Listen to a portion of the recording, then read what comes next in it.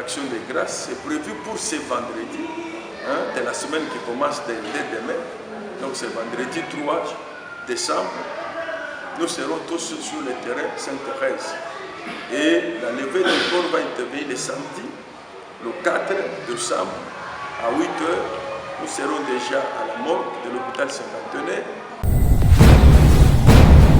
Nous bazo kufa lelo bandima kite ba okufa. Intitulé un homme, un appel et une histoire. Fumumba a épinglé ce concept de la mort. Ba crash musu e salami na avion bato na batika ipe ba projet minene ba keipe. Est-ce qu'il peut vérifier ce qu'ils disent? Nous ne pouvons pas inventer des choses que Fumumba n'a jamais parlé.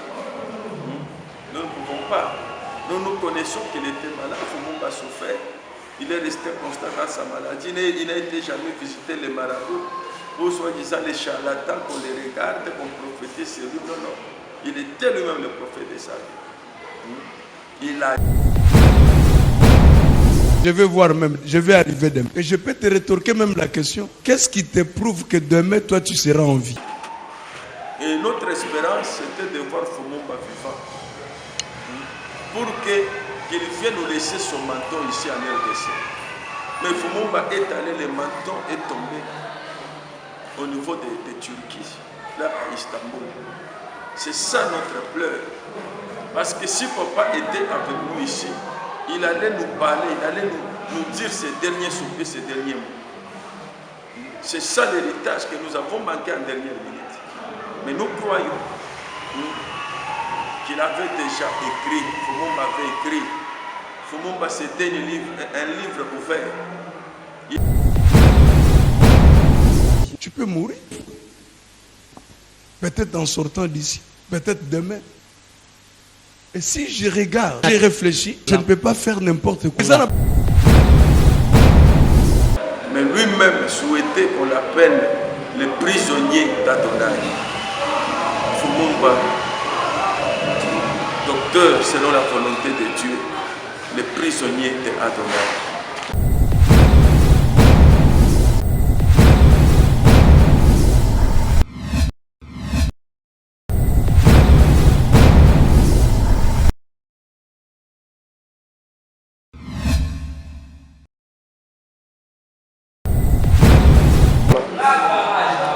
Apôtre Oza, directeur de la conférence monnaie de la maturité, le docteur Fumumba Zate, lokola Mokambi, tout directeur à Kambaka, Vikindoana, programme et c'est bimite.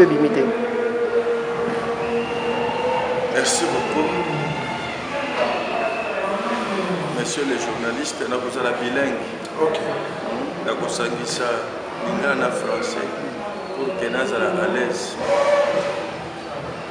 Évidemment,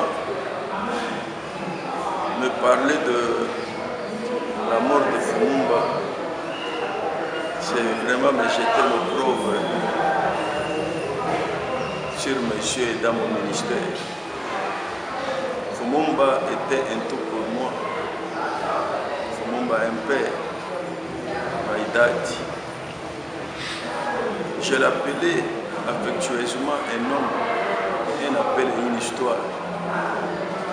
Fumumba, le représentant légal de la communauté des assemblées de l'Église, le père de la maturité.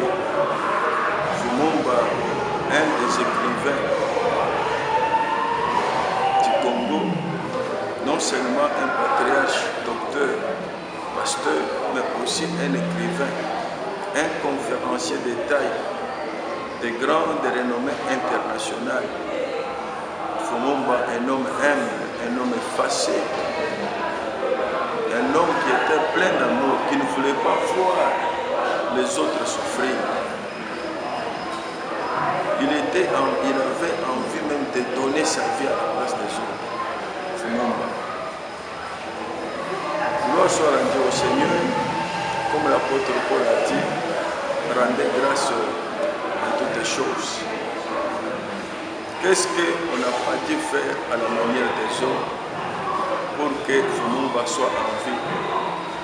Et c'est la prise en charge médicale. Fumumba a parcouru presque tous les continents, beaucoup de pays étrangers au niveau national pour sa prise en charge. Les prières, les jeûnes, les retraites. Qu'est-ce qu'on n'a pas fait? 10 mois à Istanbul, nous on attendait le retour de Fumumba. Mais curieusement, Dieu en a décidé autrement. C'était en date du 12 novembre, vers 13h15, l'heure de Turquie à Istanbul. On nous apprendra que Fumumba n'est plus le grand baobab de l'évangile. Il est tombé sur les champs d'évangélisation avec son arme à main. Le jour où on a annoncé sa mort, il s'est abattu une très grande pluie. Et le jour où nous avons rapatrié son corps, c'était le 18 novembre 2021, à l'aéroport international de Nandjili. Il y a eu encore une forte pluie qui s'était abattue.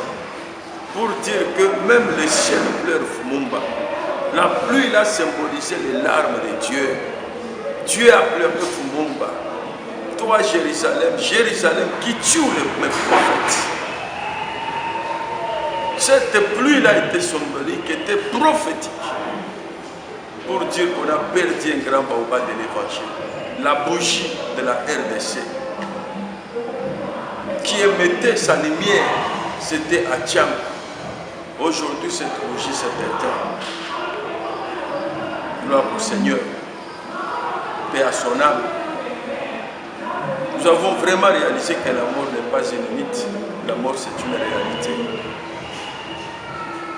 Aujourd'hui, les obsèques sont organisées partout, et spécialement à Kingoï, dans sa résidence, Kingoï 21, dans la commune d'Indou, le quartier 3, et au niveau de l'église, donc les assemblées de l'église.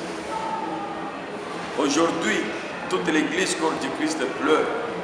Les réseaux sociaux sont pleins de témoignages, de larmes qui coulent. Il y a des hommes, des espèces rares qui ne sont pas remplaçables dans ce monde. Déjà comme de Fumumba. Qui peut les remplacer? Qui va enseigner le message de Fumumba? Qui doit prêcher comme Fumumba? Il était unique à son genre dans les plans de Dieu. C'est une grande perte pour l'Église, corps du Christ. Une grande perte. Comprenez un peu mon émotion, parce qu'on avait encore besoin de lui. Ses enfants, son épouse, sa famille biologique, l'Église corps du Christ, la maturité comme mouvement, lui-même en tant que père qui incarnait la maturité. Pendant que nous, on avait encore besoin de lui, la mort l'a arraché inopinément de notre affection. Voilà pourquoi nous demandons qu'il soit dans les scènes d'Abraham, les scènes d'Isaac et de Jacob. Alors, je profite de cette opportunité pour annoncer ce programme. Je ne suis pas seulement directeur du grand mouvement de la maturité, mais je fais aussi partie de la coordination qui organise les obsèques. Voilà, après qu'on ait passé à plusieurs réunions, plusieurs concertations, après qu'on ait allé avec les membres de la coordination, visiter de l'emplacement du mausolée, vivre l'état d'avancement des travaux de la construction du mausolée. C'est comme ça, de commun accord avec notre coordonnateur et tous les membres, c'est-à-dire l'apôtre Béni Moke et le révérend Obed Mungangu. Ainsi que la suite, moi dans les bureaux, je m'occupe de l'accueil, la logistique et même les relations publiques. C'est à ma charge. C'est-à-dire la charge de la maturité. Alors, nous nous sommes dit officiellement, nous devons passer une nuit d'action de grâce. Ce que vous appelez communément la nuit mortuaire. Ce sera un vendredi. Je pense le 3 décembre. Au niveau du terrain Sainte-Thérèse. C'est là où on va passer des témoignages, on va chanter, on va louer, on va glorifier Dieu, lui qui a donné, qui a repris l'âme de son serviteur. Alors, samedi 4 décembre, au plus tard 8 heures, on sera déjà à la mort de l'hôpital 59 pour la levée du corps. Et là, tous les cortèges vont quitter la morgue de l'hôpital Saint-Antoine vers le terrain Sainte-Thérèse, là où sera exposé le corps pour les derniers hommages. C'est là où tous les officiels, les députés, les hommes de Dieu, les ministres, l'association des écrivains au Congo, les pasteurs, les membres des différentes églises qui constituent le corps du Christ, les assemblées de l'église, les amis de la maturité, de fortes délégations qui sont venues de partout dans le monde, de Suisse, de France, de Paris, de l'Angola, de Pointe-Noire, de Boma, de Matadi, de Kisantu, de l'Afrique du Sud, de Nigeria, et que sais-je encore. Toutes ces délégations sont ici présentes pour honorer la mémoire de l'illustre disparu. Je paraphrase le docteur Patrice Lumumba, qui est. Voilà pourquoi, en ce moment, j'en profite pour exhorter tous mes frères, toutes mes soeurs, tous les fidèles de la communauté Philadelphie, communauté des assemblées de l'Église, tous les amis de la grande conférence au hasard de la maturité, notre affaire, tous les amis dans le corps du Christ, de pleurer avec amour, avec respect, notre Père, notre date, d'éviter qu'il y ait des troubles de l'ordre public, d'éviter qu'il y ait des menaces et des choses vraisemblables qui peuvent arriver à discréditer la mémoire de notre Père.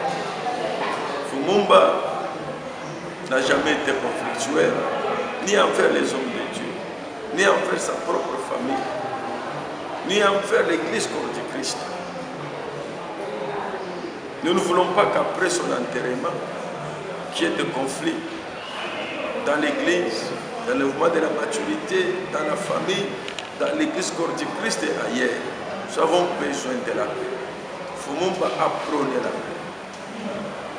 Il a failli que les autres aient des points vers Lumumba, que Lumumba ait des points vers les gens. Il a évité cela. Voilà pourquoi il vivait dans l'effacement. Un grand homme de Dieu. Un homme constant dans la parole. Il n'avait jamais été influencé par tout vent de doctrine ou par quoi que ce soit. Il faut rester intègre devant son Dieu. Dans ces derniers instants, il me disait, Léon, mon fils, moi ce n'est pas un homme né d'une femme, qu'il soit sorcier, marabout, cultiste, ne peut pas me bouffer mon Lumumba. Je connais les dieux que je sais. Je suis constant, je suis redevable à personne. Il avait l'assurance, la certitude que même s'il mourait, le ciel sera ouvert. Et aujourd'hui, on essaie de trouver. Les anges sont en train d'acclamer, sont en train de danser, d'applaudir cette âme. Parce que le corps vient de la poussière, évidemment. Il devait rentrer à la poussière, mais l'esprit, le Hamashia, le Christos, cet esprit est entre les mains de son Créateur. Lumumba revêtira un corps incorruptible le jour de la résurrection. Il va résister avec sa couronne de gloire. Voilà pourquoi même de sauver, c'est moi je n'ai pas peur de l'amour. L'amour est pour moi un gain. Parce que ce n'est pas moi Lumumba qui vit, Christ qui vit en moi. Fumumba a défié la mort. Il dit la mort serait ton aiguillon. Beaucoup d'hommes de Dieu, beaucoup d'hommes politiques, ils ont du mal à parler de la mort. Ils ont du mal à épingler ce concept. Et pourtant, la mort n'est que le contraire de la vie. N'est que le contraire. Ce n'est pas une limite. Ce n'est pas une limite. La mort est entrée dans le monde suite au péché d'Adam. C'est là où Dieu a dit à Adam, tu es la poussière, tu vas rentrer à la poussière. Comme tu as désobéi à ma parole. Vous comprenez? La mort relève aussi de la souveraineté de Dieu. L'homme de Dieu peut mourir de n'importe quel mort selon la souveraineté de Dieu, mais ça s'appelle toujours la mort. On peut mourir par naufrage, on peut mourir par un accident, on peut mourir par la maladie, on peut mourir dans son sommeil, on se réveille qu'on est mort. Cela ne peut pas nous diviser, cela ne peut pas détruire l'Église, c'est le chemin de nous tous. Là où Fumumba est allé, c'est là où nous serons demain.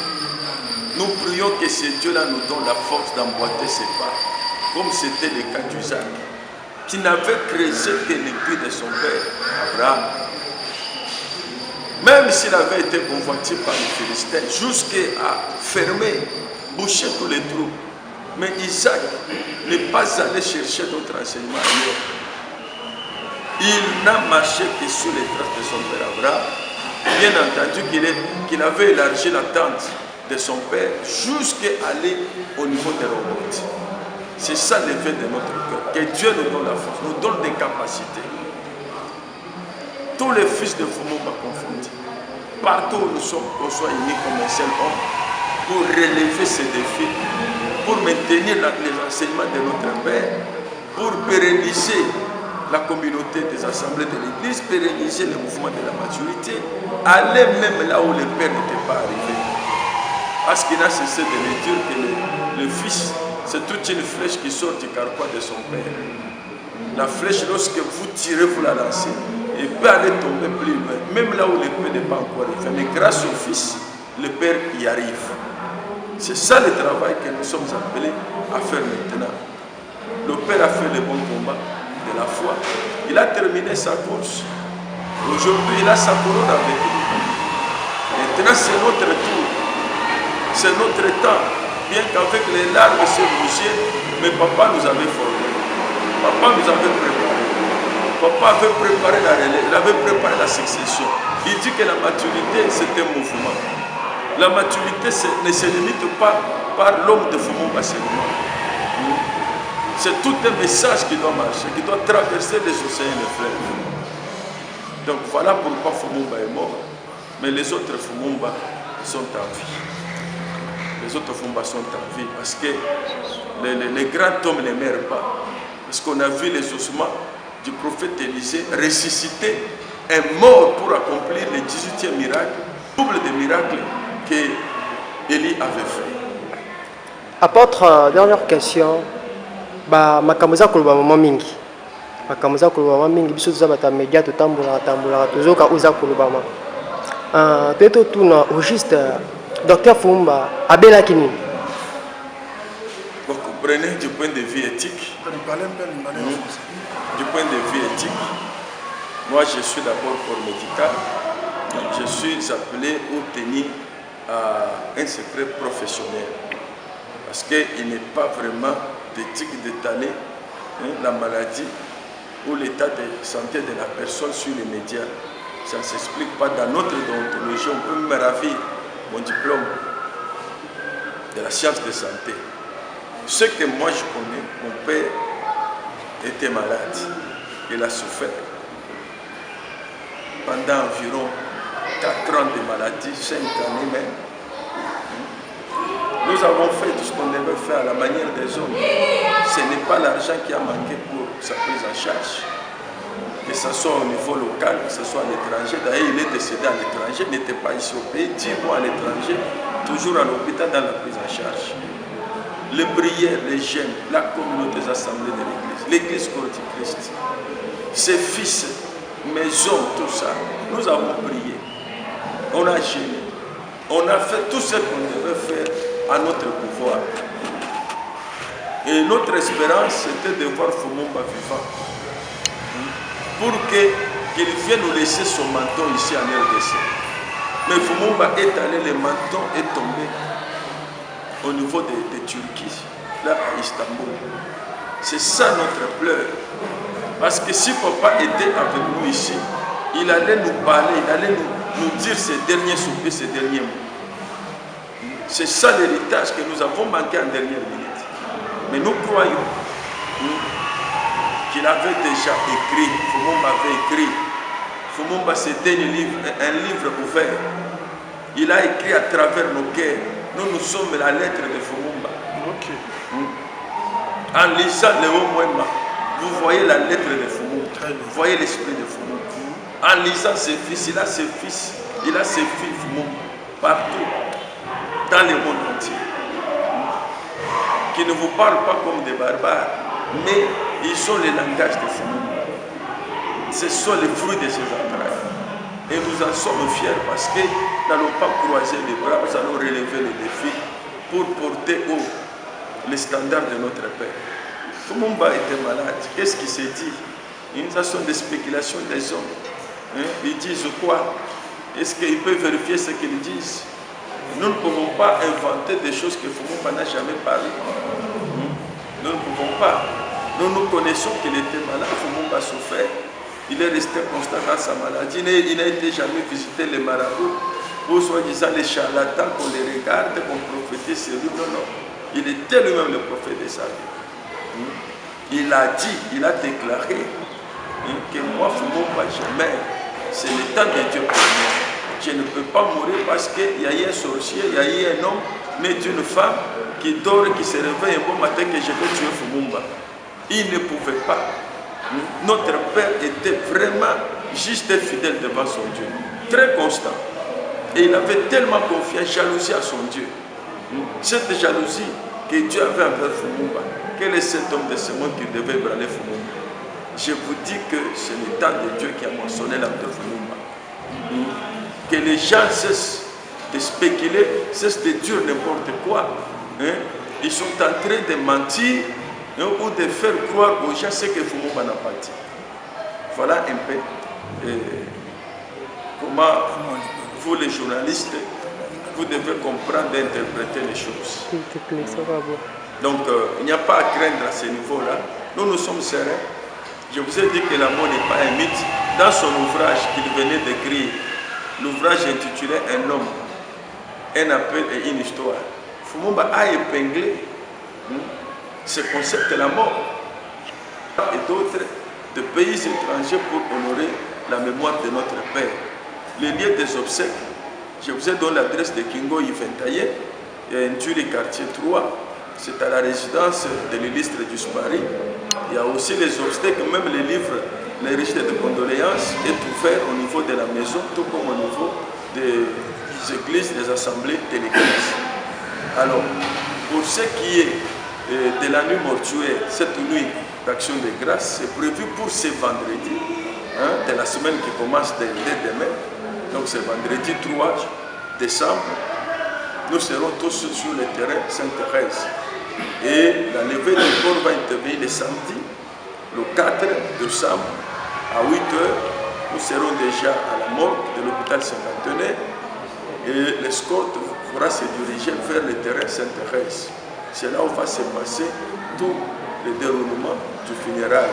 Jusqu'aux environs de 13 h, nous allons lever le corps vers Maluku dans son mausolée où nous allons le déposer. Et tout cela par la grâce de Dieu. Nous demandons que tout soit serein, que tous les hommes de Dieu, de part et d'autre, qu'ils viennent pleurer celui qu'ils ont appelé affectueusement Musée, d'autres appelés Chandelier, d'autres l'ont appelé le père de la maturité, mais lui-même souhaitait qu'on l'appelle le prisonnier d'Adonai. Fumumba, docteur selon la volonté de Dieu, le prisonnier d'Adonai. Que Dieu vous bénisse. C'est votre humble serviteur, le fils maison de Fumumba, apôtre